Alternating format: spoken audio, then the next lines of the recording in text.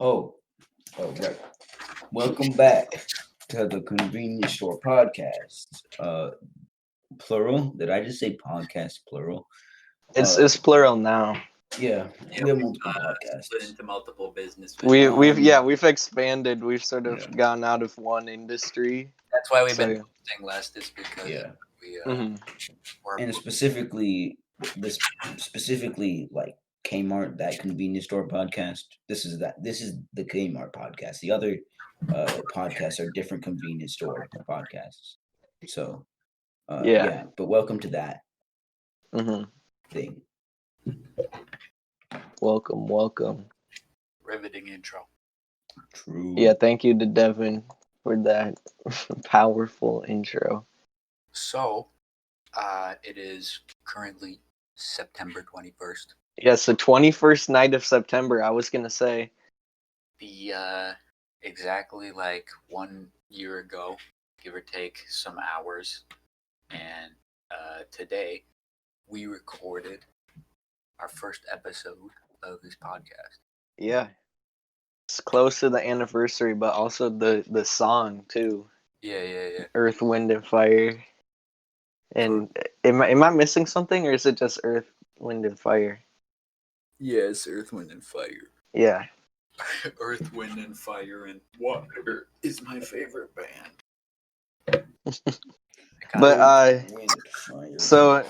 I mean the Emmys were yesterday. That's like a hot topic. I'm assuming you guys didn't watch it because I I didn't, but I still I know didn't. that there were some notable victories. Yeah, The Emmys happened and I did not watch them, Yeah, but I know that they did happen. that was cool. Zendaya won. She earned it. I think Euphoria won 3 Emmys, which was cool. They definitely already had makeup in the bag. And then that was cool. Zendaya was the youngest person to ever win that award. really? Yeah. And she's the second black person to ever win it too, I think. Either that or second black woman. But either way, Bizarre. she yeah, she made a historic victory being the youngest person to win it and is the second, I think, black woman ever. I mean, whether it's black person or black woman, either way, like that was cool that it was a pretty significant win. And like I said, she definitely earned it, so that was cool. I Yo, definitely don't have the best like. I'm not the best when it comes to like if you were gonna ask someone for their opinion on Zendaya, I'm not the most educated.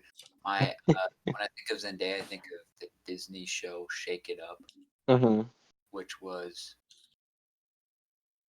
probably terrible. Um, but like Cinematic masterpiece. yeah. I don't know. So like uh, good for her though. I Yeah. didn't, yeah. you know. When I think of Zendaya, I think it Extendo that was like Oh yeah. obsessed over. That was funny. That was a funny bit that he did. But that's what I That's think of. it's just like I think I can't appreciate the like how cool it is that she won that, or like understand like I don't hmm understand why she won it because I haven't watched Euphoria, Uh-huh. and it's like I'm sure Shake It Up just dwarfs any of the like performances. So it's like it's like a whole different. It's almost not even something you can consider a show because it's so like elevated. Like Yeah. Yeah, obviously, and she should have won this award that she won for Shake It Up a long time ago. She won Most Outstanding Actress in a Drama Series. yeah. That should obviously go to her role in Shake It Up. Easily the most riveting drama. Uh huh. So, Yeah. but like that was obviously a underground performance. Um, you know, more in her starting days before her real debut. But later Underground. it was an underground release. Yeah, Disney. Underground Disney shows is my favorite drama or series of or that genre Yeah. music. Hmm. Experimental Disney shows. Like another good example of, well, this isn't as much underground as it is experimental Disney Channel, but Dog with a Blog, where Hmm. they actually took a dog and then they animated him talking. Yeah. Oh, Andy actually, had a blog. I don't even think I might be wrong about this, but I think actually it would just like show the dog just kind of standing there looking around blankly, and then it would just be voiced over, but everyone Yeah. I think they just dubbed dog footage. yeah, and then the actors. I, I was wondering, like, what would it be like trying to act when like you're acting against a CGI character or someone or like a character that's completely different in the movie than it is in the like Yeah. shooting process. Because the thing is, right, for Infinity War, as an example, Thanos is actually some guy in like a mocap suit with like Hmm. extensions on him, and I think he actually is like he is acting, right? Hmm. That's different. Yeah. But then, like, as the lower the budget gets, and like the lamer the character, the like fake character you're interacting with gets, I feel like the weirder it would be. Because Yeah. on one hand, you have like actually an actor who's just gonna be altered in post processing. Then in like the middle ground, you have uh, maybe just like someone who's not an actor but is in a mocap suit and is like doing stunts and stuff. And Hmm. there's someone else who plays the character, so that would be kind of difficult. And then on the lowest level, you have just some dog that you just have to fake a conversation with. Not only with, I could fake a conversation with a dog pretty well. It wouldn't be that convincing, but I could do it. Hmm. But you have to fake a conversation with multiple people, including the dog. Yeah. I know they must like have the. I mean, obviously they would have dialogue pre-written, so they must like literally, have the like voice actor for the dog have their dialogue recorded prior to recording the actors, so when they're talking, they then play, what the person would say in place of that conversation. I guess. I don't even know, but it's just funny to think about. Yeah. Kind Yeah, of that's really weird. how do we get to that? Oh right, Zendaya. Mm-hmm. Mhm. Because of the underground Disney. No. Dog with a Blog is experimental. Yeah, experimental Disney. Um, But yeah, that was cool. Is that A24's first Emmy win? Because obviously it's not HBO's first. HBO brings in huge in every award ceremony, which good on them. But I feel like that's got to be because they use A24 as a studio. I feel like that's got to be their first Emmy, right? I don't know. I don't. I'm gonna Google that actually because I'm curious. Were there any other notable winners like that we would? A24 Emmys. Because I didn't actually pay attention to the thing at all, really. So I'm not even a big Zendaya fan, really, but that was the only one I like cared about because that was sort of cool. I liked the show, and I guess that I like that was notable to me that Euphoria won makeup too. But that was like the least surprising thing to ever happen. Uh, okay, I can't tell if A24 has won Emmys before or not, but whatever. But yeah, also actually, Labyrinth won an Emmy for Euphoria too because he did the soundtrack, and that was one I cared about because I've never Like same with Zendaya, I've never been a huge Labyrinth fan or something, but I respect him and I like the soundtrack a lot. I think he did a good job, so that was cool. They sort of had to give it to him because they had all those hits in the soundtrack. You know, all the songs that he literally made for the show. They have like 4 hits in there that were intentionally made for the show, which I feel like is uncommon, really. Mm-hmm. That's mostly thanks to TikTok, though. Yeah, that's true. But that's what's sort of interesting to me about Euphoria, sort of a zeitgeist. It's like the first show that was really made into a huge thing by a social media app. Yeah. Because that's half of the culture about it is, you know, like people recreating the makeup and people doing all the songs and stuff. Like it's really not to take anything away from it. Like I said, I thought it was great, but like it really was sort of made a lot further than I feel like it would have gone without TikTok. Yeah. TikTok has kind of like changed the way the internet works.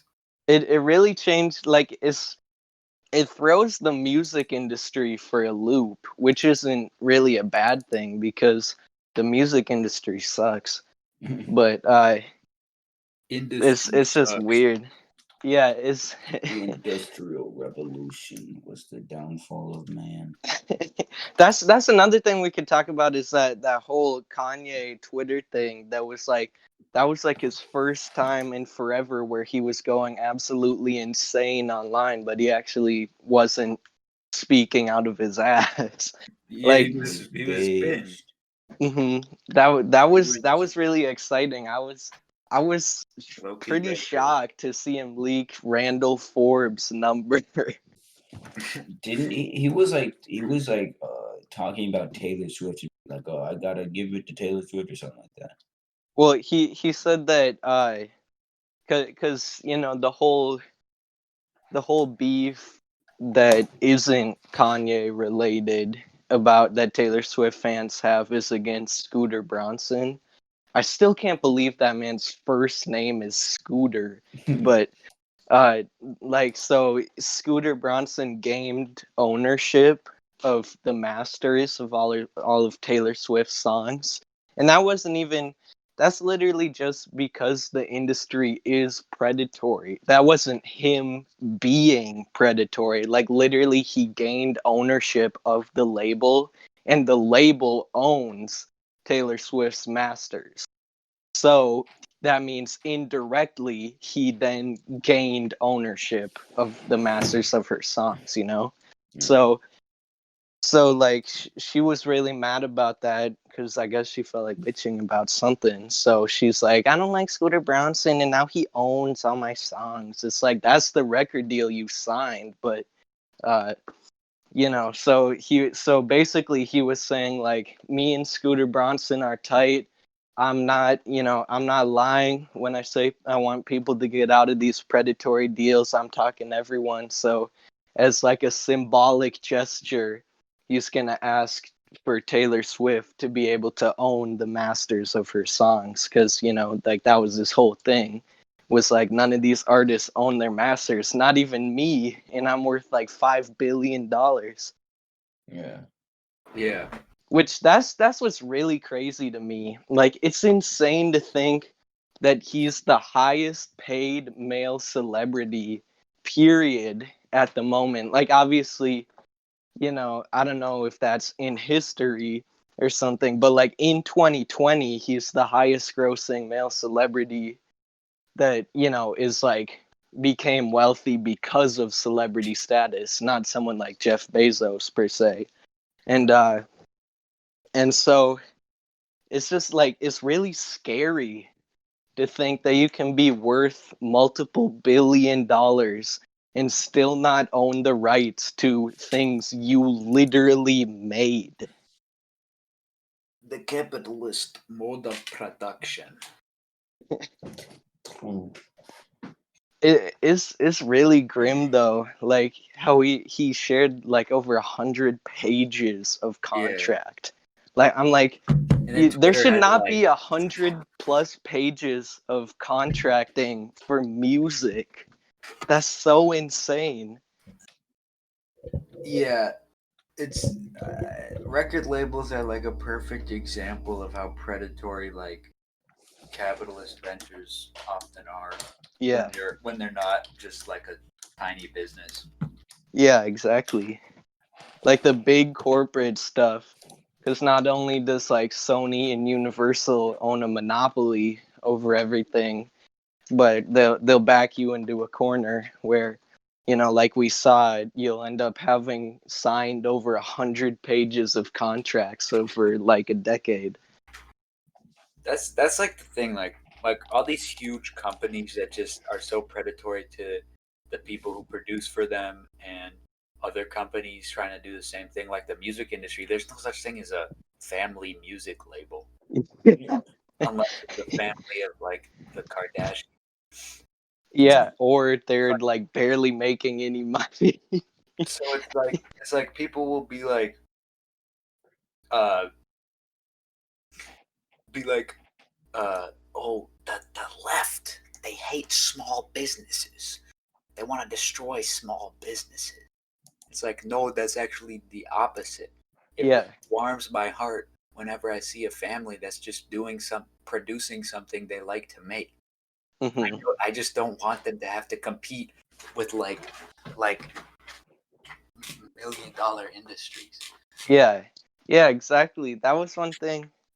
Like this is sort of a dated topic, but just to throw in there cuz I agree like it always made me mad when people would say like it breaks my heart when the protests hurt small businesses, which let me say it does break my heart too. I'm really sad when I see small businesses being hurt like in riots and stuff, but like you can't use but when they use that as a criticism, that irritates me. Like it really is sad to see a small business, a family owned business hurt by something like that, but I don't view that as a criticism of a movement because it's like a big business would have kicked them out at some point anyways. People are more willing to criticize a human rights protest than a big corporation.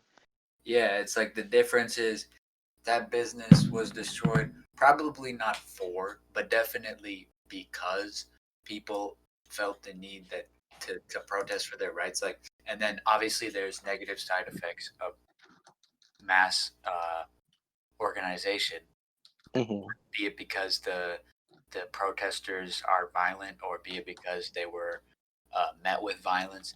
There's always going to be negative after effects of big organized bodies of people that you could say wouldn't have happened if those people weren't there. But it's Yeah. like the difference is big corporations are buying out businesses and buying property to to choke out small businesses that won't sell themselves to the bigger businesses for money. The Hmm. small businesses that got destroyed in the riots, which is still bad, they got destroyed as a effect of people feeling that their rights are literally being violated. Yeah. Like, uh, which is a more understandable motivation. And Yeah, exactly. why do you only criticize one? Hmm. Or Yeah, like that's you do think you could criticize one, but you're criticizing the one that has the more reasonable yeah. motivation. It's just it's really, and it's not even that like I feel the need to blame big business for everything or something. It's just like is it like I said, it's irritating to me to think, especially in the part of uh, like in the part of town that I live in. I guess I won't say that on here, but basically, I think it's pretty decipherable that we live in a city. and in the part of the city that I live in, there's tons of commercial space, but so many things open up and never stick. And it irritates me to see that. I witnessed firsthand things open up, and you're like, wow, this is sort of nice. It's nice. Like, I don't know. I've never been like floored by a store or something, but like, you know what I mean. It's like something new is there, and you're like, yeah, this is cool. This is nice, and then it's gone in like 2 years, and eventually there's just another H&M there, or like an Apple store or something, which I love the Apple store, and it's not like frustrating to walk through H&M or something. It's just sad, like it irritates me to see small businesses will open up in like good business areas, like good business centers, and it just won't stick, and to see people be like, it is so sad to see small businesses hurt by protests and stuff. It's like, yes, that is really sad, but you can see they're failing either way. There's a bigger problem here. One thing is a human rights movement, and one thing is predatory business practice for people that are hoarding money. Like, you could literally class most billionaires as hoarders. They don't use the money for anything. They keep it stashed away in a spot. They Yeah. are literally giving hoarder behaviors off to the public, and people are like, so cool. and like all these people who are hate, they love small businesses and they hate socialism. Like, if that's how you feel, why wouldn't you be like a market socialist?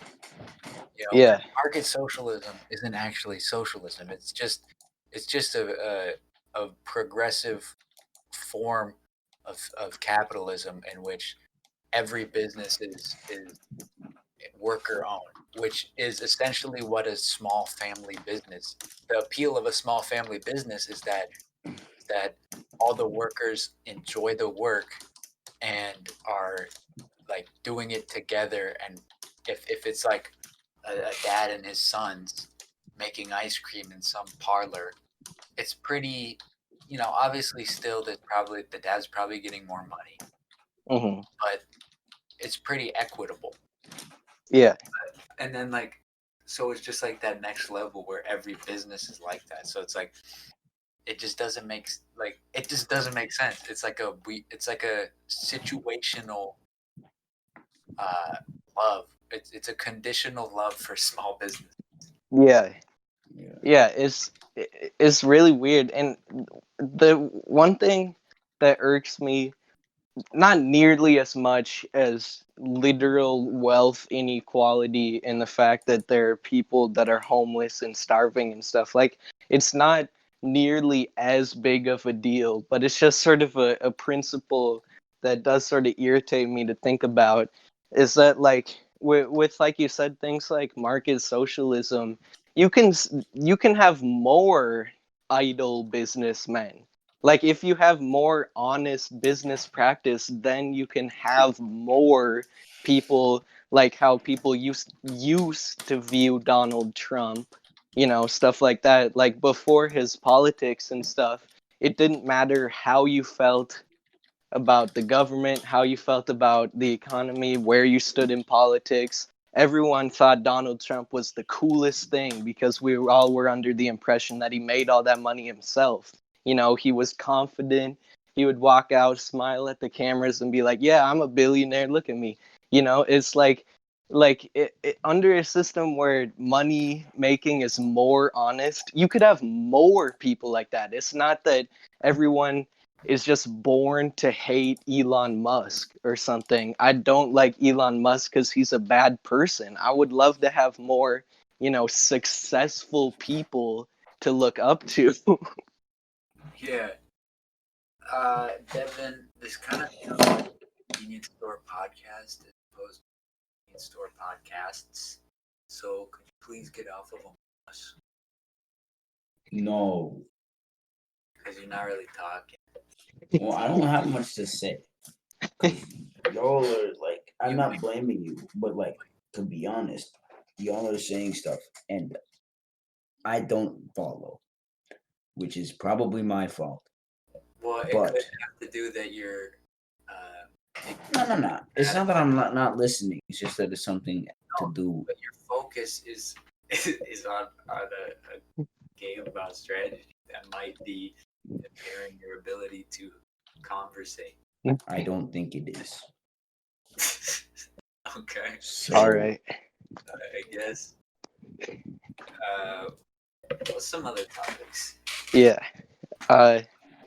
Let's see. I swear there was another thing. We had the Euphoria at the Emmys. There's the 21st night of September. I feel like there was something else. He muted himself. Devin. I'm gonna see what's trending on Twitter, I guess. Okay. Devin, what? I don't get it. I don't get it. I don't. What? I don't understand. I simply don't understand. Do you want to go?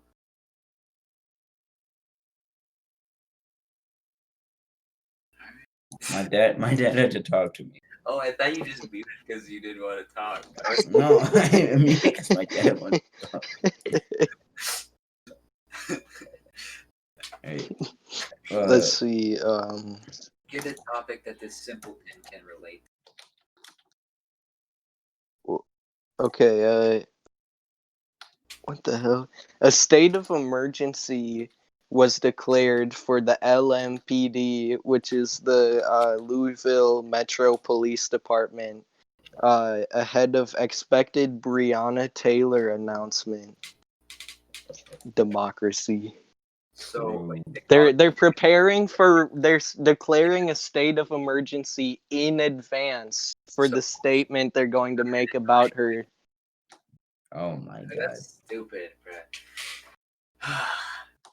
So it shows not only are they planning on saying something unfavorable, but they view everyone as like just, no way to be peaceful. You're all just here to destroy everything. Yeah. Jesus, man. Oh my god. I really don't like the government. Same. Government bad, generally speaking.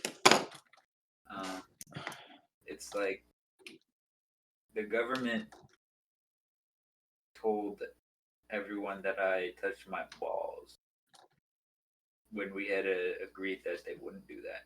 Yeah. It's just like ridiculous.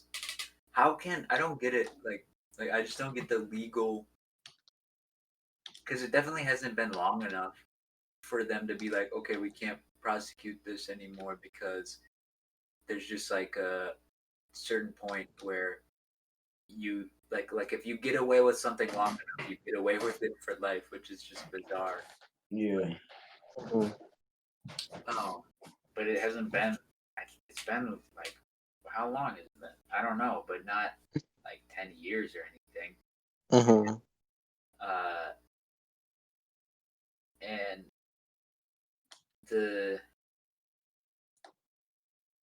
it just doesn't seem possible that like they could not prosecute it. You know, Mm-hmm. it's literally more like egregiously, obviously murder than George Floyd. Yeah. Yeah. It's also frustrating. Yeah, for real. That's crazy though. I can't believe, like, I think, in a place where there is policing, that's not an unreasonable power to hold. Like, I don't care, but it's just insane to me to think that they announced a state of emergency in advance. Like, Yeah. I feel like, like I said, I'm not shocked that they have the ability to do so. I don't really feel strongly about that, but still, I can't imagine sitting and being like, yeah, we're gonna have a state of emergency. Like, maybe you're doing something wrong since you're first responders. You're supposed to keep the peace. So if you foresee a state of emergency, maybe you should do something about it. And it's like it's not gonna really help. First of all, people are now people are like all riled up because they're expecting the worst, right?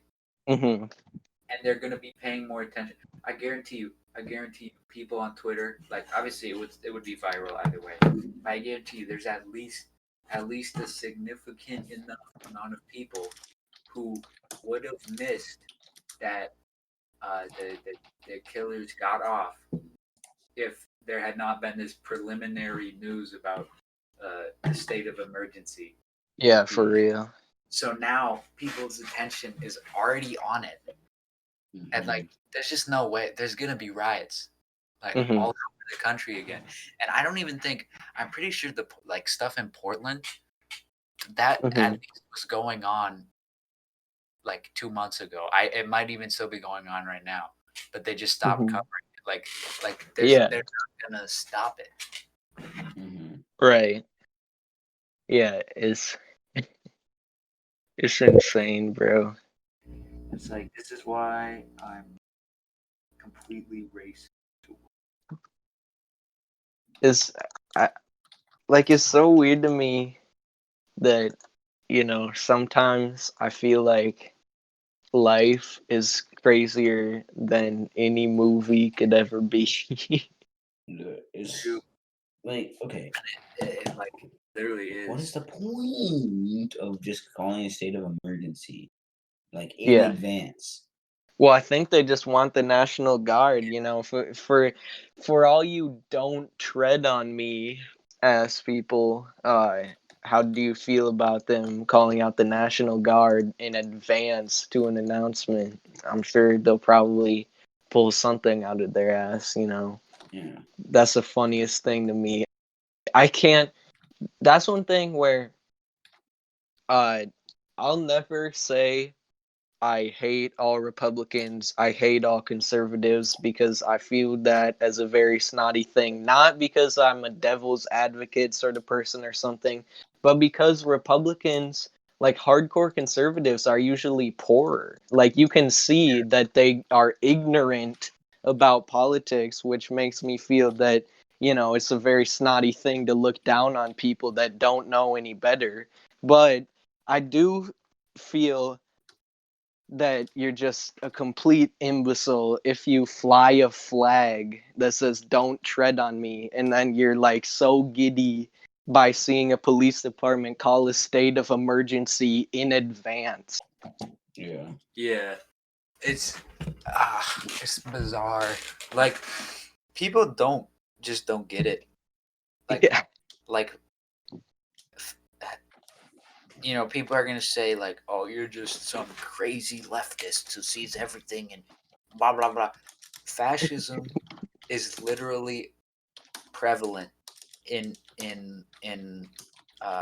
America, and the people who support fascism don't know it because this is what I mean. I saw someone talking about this earlier today. Fascist movements always co-opt terms that their opponents use, their political opponents use. So, black black power was for empowerment of black people. White power then arose as like a white supremacy thing. Black Lives Matter, All Lives Matter, but the craziest one is literally the libertarian flag. Not even like altered. It's the same flag, the same meaning, but just used by people who actively are against what it stands for. Yeah.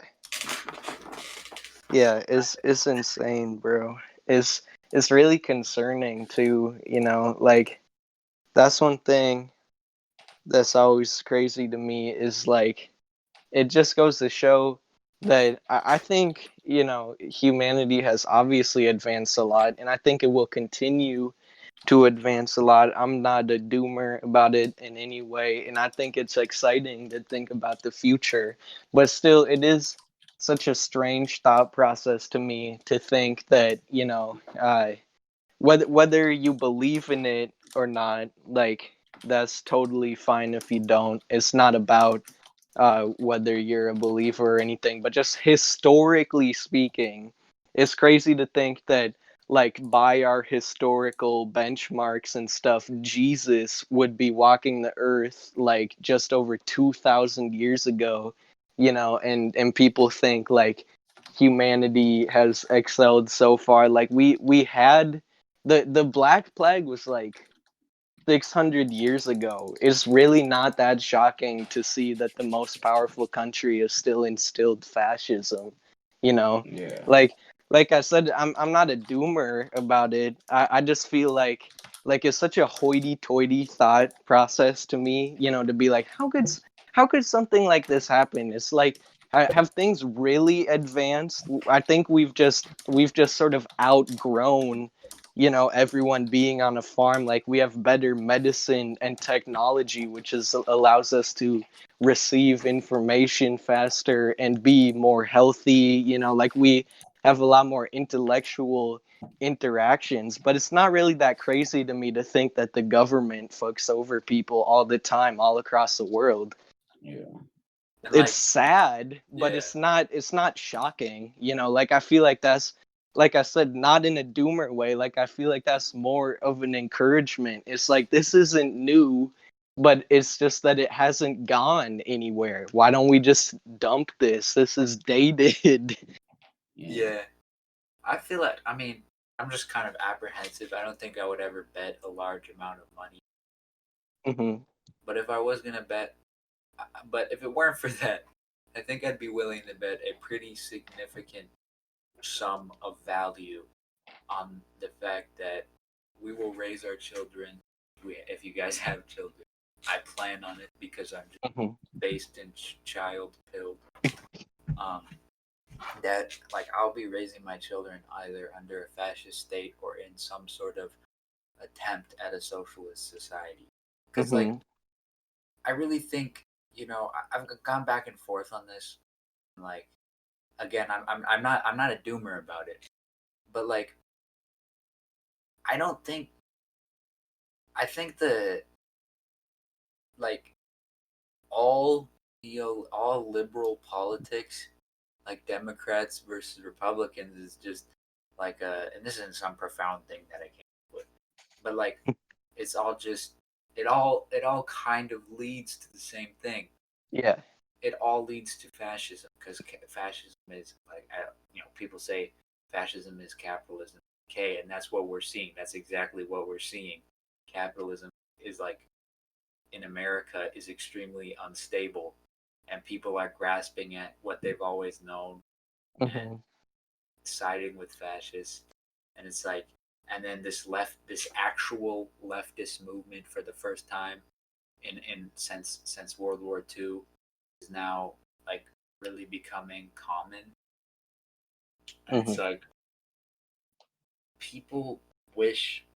I feel like people are clinging to the idea of Democrats versus Republicans and stuff, and Yeah, like it's for sure. Well, that's like how Trump he's basically owning up to what you're saying in his speeches. He's the amount of times he said radical left Democrat, you know? yeah, yeah, it's like this is bigger than that, and so many people on both sides of the political spectrum. Now, obviously, uh, a lot of well, first of all, one thing that's important to know: there's a lot of Democrats that have extremely similar thought processes to the conservative thought process. Like, really, a family friend of mine, right? They're suburban white people, right? They feel like white people are under attack. They feel like everybody hates white people. They feel like the nuclear family is being destroyed and that everyone hates them for being white and straight and cisgendered. And and they you know like have these ideas that are word for some of these things are word for word the exact same thought processes of of of conservatives, but they just vote liberal because that's what they always do. You know, that's their team. Mm-hmm. It's like the Packers versus the Vikings, and like literally, it's that simple. Because if you ask them on an ideological level, they wouldn't really tell you, no, you know. And then their idea of politics is like, oh, it's just, you know, one side wants tax cuts. It's about what the politicians are gonna do for your district, blah blah blah. It's like it's not that simple. And Mm-hmm. and you know, I definitely think Democrats effectively are better than Republicans. But a lot of it, and there's definitely Democrats who, are, even though they're moderate, are pretty, you know, like my parents. They always voted for moderate Democrats, but they're not really moderate in their Mm-hmm. political opinions. They're Yeah. maybe a little bit. They still have those like some of those elitist liberal views, but they're pretty based in red pill. But it's like, so obviously I have a preference, but they all play into the same thing. And I'm Mm-hmm. not saying, you know, we shouldn't participate in politics because they all play into the same thing, but it's like you have to do more. You can't just vote for the red or the blue guy. Yeah. Yeah. It's just,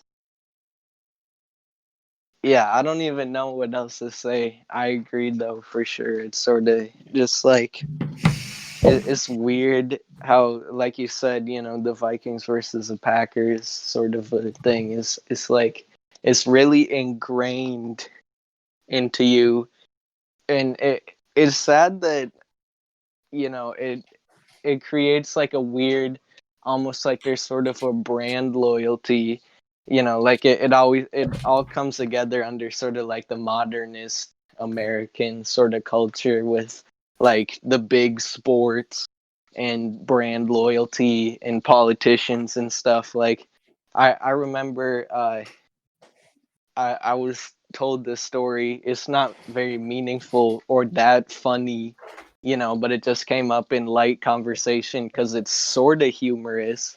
Of like way back, he's not a hardcore conservative. This is way before Trump, like decades. Okay, but I like I just, again, it's not a riveting story or super hilarious, but it just came up in light conversation how my late grandpa one time was with like some of his other boomer friends and stuff, and he was like, my daughter is a Democrat, you know, like not even like, he was sort of joking about it, which is what makes it humorous. Like he wasn't really Yeah. like ashamed of it, but he found it funny. He's like, you know, she'll learn someday that that's all nonsense. Every real person that knows what's going on votes Republican. You get You know, conservative like as you get older. not even like that. Like that's definitely a thing people say, but literally just because he's like, you know, like I said, it was sort of just a light thing. Like he was poking fun with his friends. He's like, she's a Democrat. Isn't that the funniest thing? You know, like, and like I said, this is way before Trump and stuff. Like like I said, he passed a while ago. He was a great dude. May he rest in peace. But like, you know, it's just, that's always sort of a crazy sort of thing to me. It's like, you know, how people poke fun at someone for having an Android or something like that. It's like this thing that I am in no way directly involved with. You know, I have no say in it. I don't know any of the members of it, but like that's what I will always defend to my grave. And there's two sides to it. And if you take the other side, I'm gonna poke a little fun at you. I don't hate you or something, but I'm gonna poke some fun at you for picking the wrong choice. You know, like it's just so weird to me. Just Yeah. like nobody really switches from like Republican to Democrat or Democrat to Republican unless they're like scared out of it. You know, like there's some Republicans that got scared away by how crazy Trump is, and a lot of like moderates that get scared into being Republicans because, they hear things like they hate you for being white. They hate straight people. It's like the only that like it's insane to think the only motivation to vote for a different party is fear. You need to be scared away from your loyalty to a group that you are not directly involved with. Yeah. I agree. It's like it's just a weird rivalry. Yeah. I And it's do- always strange to me, like, obviously, I'm not a big fanboy of the founding fathers or something. Like, most of them were pretty bad people because of obvious things like slavery and stuff. But it's strange to me to think that they did have that sort of like predictory wisdom where they were like, not all of them, but like George Washington and stuff was like, we can't have a two-party system. That's going to bring everything to collapse, Like, there were people in the days where America was being founded that were like avidly opposed to the two-party system. Yeah. It's just they were woke. All right. I think we should wrap. Yeah. We didn't really touch on it that much other than an intro, but this was the 21st or the first year The anniversary. 21st anniversary. The 21st anniversary of our We've actually been podcast. doing this for 21 years. And It's Yep. we just only released a couple episodes. Yeah.